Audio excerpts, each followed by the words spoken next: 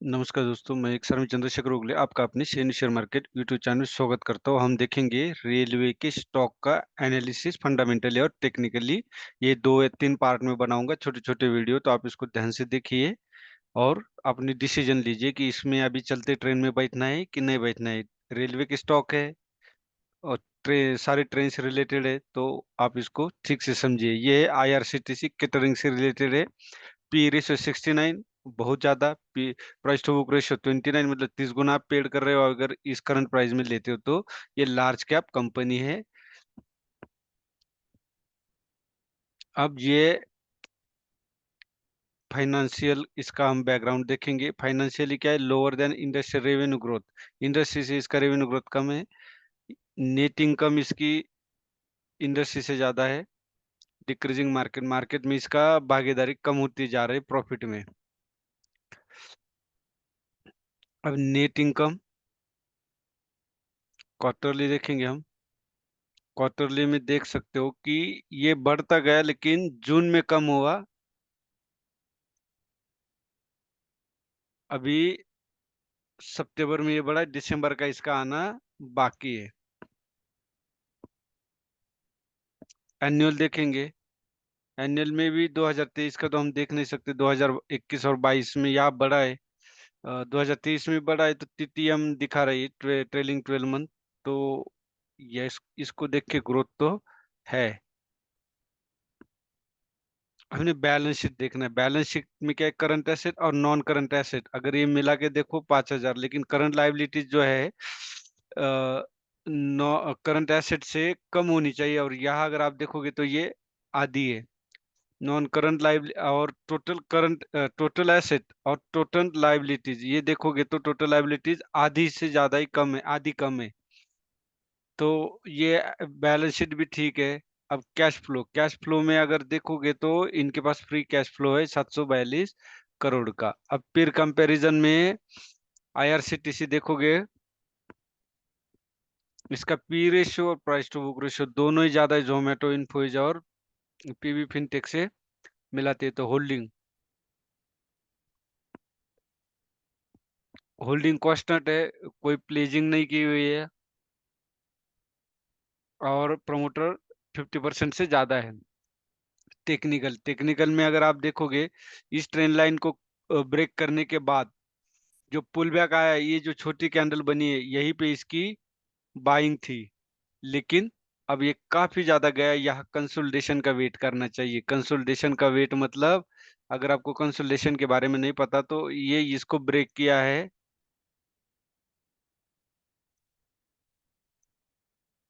इसको ब्रेक करने के बाद ये यहाँ पे आना चाहिए। यहाँ पे कोई कंसोलिडेशन दे इस रेंज में, और फिर अगर आप साइड जाता है, इसको कंसोलिडेशन, इसको डिस्ट्रीब्यूशन फेज भी बोलते हैं। एक मूवमेंट के बाद जब मार्केट ऊपर जाता है तो डिस्ट्रीब्यूशन फेज भी बोलते हैं, कंसोलिडेशन भी बोलते हैं। इस तरह का बनना चाहिए। अब हम दूसरा स्टॉक देखेंगे, वो है आरवीएनएल।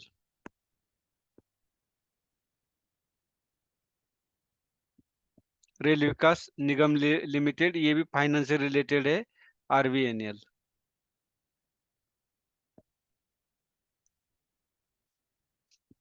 अब आरवीएनएल का आप देखोगे तो ये मेरे खुद होल्डिंग किया हुआ है। 35.20 रुपीज का मैंने बाय किया था। इसमें मैंने कम से कम 1.5 या 2 साल तक इसको होल्ड किया है। इतना दिन ये कंसोलिडेशन रहने के बाद इसको मूवमेंट मिली है, तो इतना तो बनता ही है अगर कोई होल्ड करता है तो।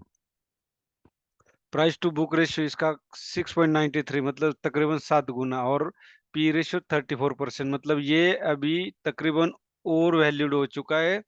आप वैल्यूएशन देख सकते हो इसका हाई है। स्टॉक ने तो बहुत 700% रिटर्न्स दिया है, मेरा खुद का ही। अब नेट इनकम, नेट इनकम इसकी हम सीधा ही देखेंगे क्वार्टरली में। ये सितंबर तक का है। सितंबर तक अगर आप देखोगे तो ये कंटिन्यू, यहाँ 2 बार कम हुआ था, ये कम होते गया था, लेकिन सितंबर में बढ़ा है। अभी दिसंबर में तो बढ़ा ही होगा जिस तरह से स्टॉक भागा है।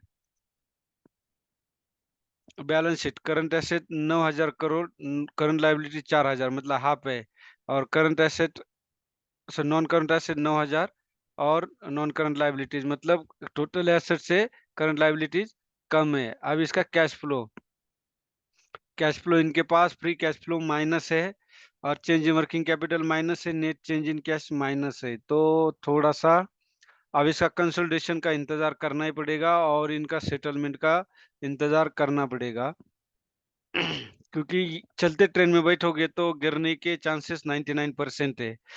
अब पीर कंपैरिजन में अगर आप देखोगे तो इनका पी रेशियो देखो सबसे ज्यादा है, और प्राइस टू बुक रेशियो भी सबसे ज्यादा है, तो ये भी ज्यादा है।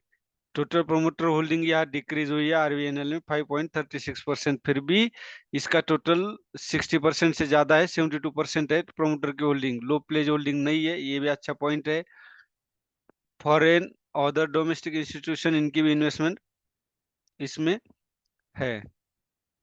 ये हो गया आरवीएनएल का फंडामेंटल। टेक्निकल में आप देखोगे तो इसको अब बाय करना कंसोलिडेशन के बिना मूर्खता होगी।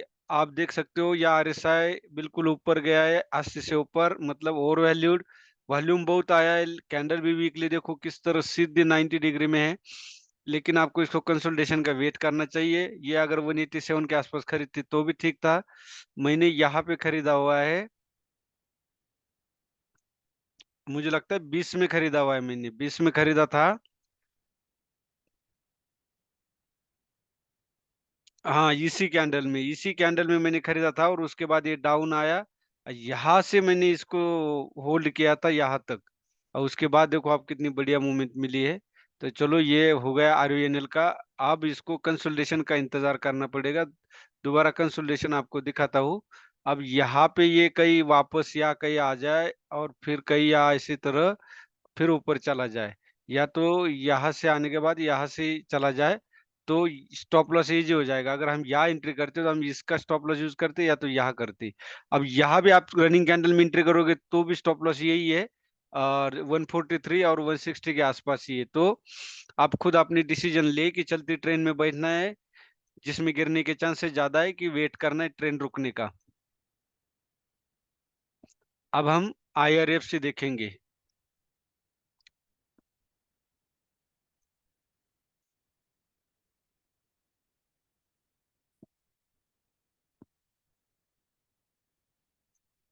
ये फाइनेंस से रिलेटेड है। ये क्या करता है, प्रोजेक्ट को डेवलप करने की प्रोजेक्टिंग डेवलपिंग और असिस्टेंस करता है रेल डिपार्टमेंट को। तो इसका भी आप देखोगे तो रेड फ्लैग लो है, एंट्री पॉइंट बैड दिखा रहा है, ये देखो, ये खुद ही झरोड़ा का है, इसमें आप देख सकते हो। सॉरी, इसका हम देखेंगे, पी रेशियो 31 है, प्राइस टू बुक 4.20 गुना हम पे कर रहे हैं। ये आप देख सकते हो, finance corporation limited located Delhi India is financing arm of the ministry of railway.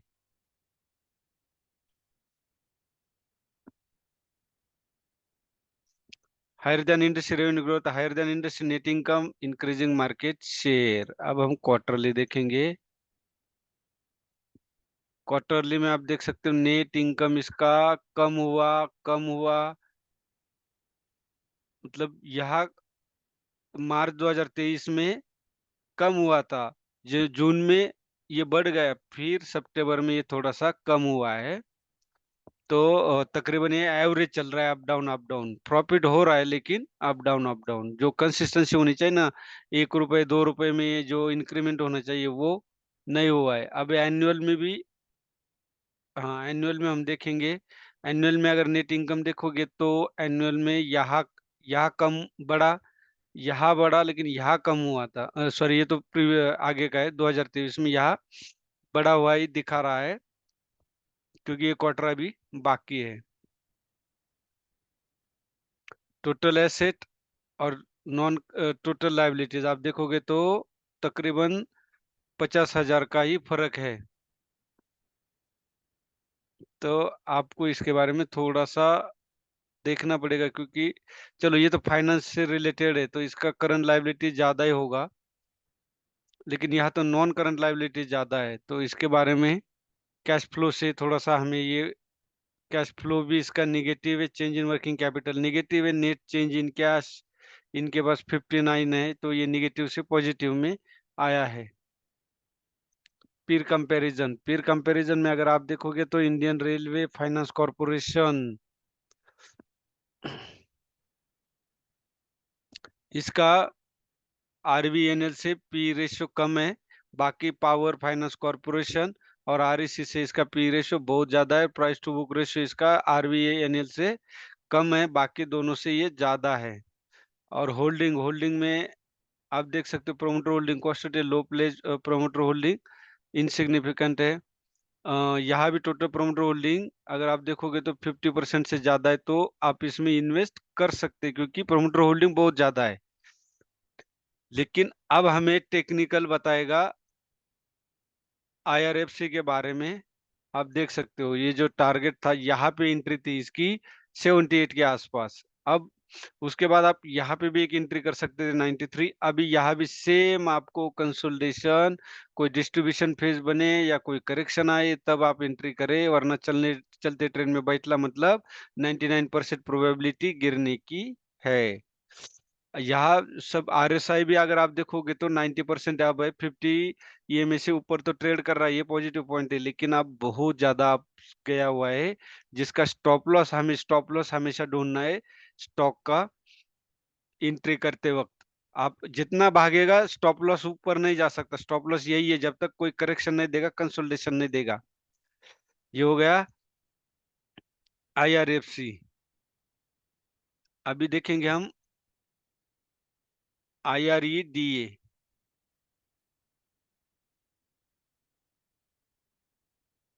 Indian renewable energy development. सरकार का इसके प्रति बहुत ही ध्यान है, ये सारे रेलवे से रिलेटेड, क्योंकि अभी रेलवे हर तहसील तक ले जाने की सरकार की मंशा है। लेकिन अब बाइंग प्राइस का भी तो टेक्निकल में हमें देखना चाहिए। अब आईआरई देखो, ये टेक्निकली देखोगे तो सेम इसको कंसोलिडेशन होने दे, यहाँ बाय करते हम 107 के आसपास तो फायदे में रहते। लेकिन अब ये बहुत ज्यादा अब जा चुका है, इसको एक करेक्शन देखना बेहद जरूरी है। ये आप समझ गए होंगे, आरएसआई तो वीकली में दिख नहीं रहा। और वॉल्यूम देखो, वॉल्यूम काफी बड़ा है, या कम कम होते गया तो वॉल्यूम अचानक बहुत ज्यादा बड़ा है। अब इसका हम टेक्निकल फंडामेंटल देखेंगे। P ratio 28, price to book ratio 5.50, मतलब 5.5 गुना हम इसको पे कर रहे हैं। Renewable energy development agency limited is an Indian based systematically important non deposit taking. अब आप बोलोगे ये रिन्यूएबल एनर्जी का क्या काम है, तो रेलवे हमारी